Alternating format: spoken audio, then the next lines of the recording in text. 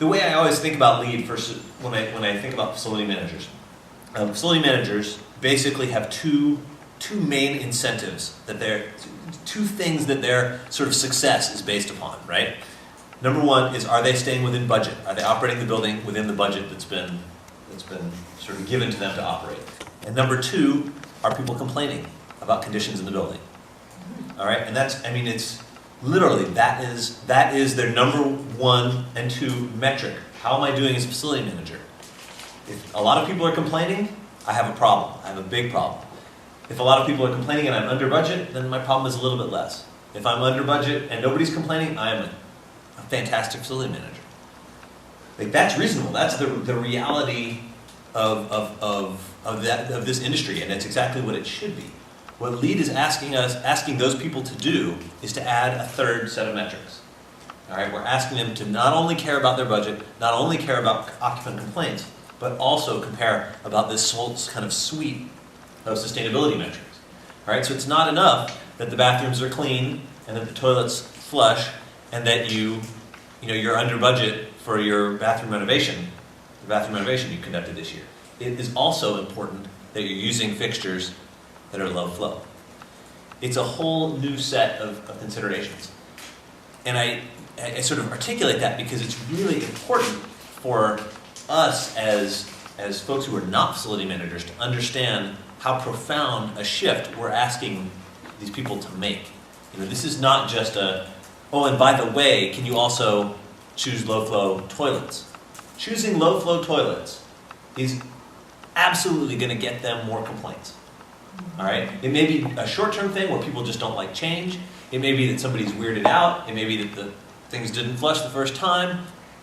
I promise you, they're going to get more complaints. All right? And it's going to affect their budget. When we talk about waterless urinals, has significant budget impacts in two different directions: less water, more maintenance. And then you have a complaint factor that is going to be there. And so it's really important to recognize that what you're asking people to do is significant, and that they have been doing their job successfully for quite some time, most likely, and that's why they're there. And you're asking them not only to make changes, but to change something that's working. All right? So that's hard. And so what I always try to practice myself, and I always prescribe, is a lot of humility and a lot of and collaboration in the most real sense. All right? I try really hard to never, ever, when I'm talking to a facility manager, when I'm talking to a pest control person, when I'm talking to purchasing, when I'm talking to waste contractors, I never want to say, this is how you should do it, or this is what we think would be better. I try really hard to present, here's the end goal that we're trying to get to. We're really interested in getting numbers as to how waste is leaving this building. We're really interested in reducing the amount of waste that's leaving in the dumpsters. How would you do it? Or how can we do, is there a way that you have imagined doing this? They know so much more. They know so much more about how this building works than you will ever know. You won't know it. I guarantee the facility manager can tell you incredible things about how this building works.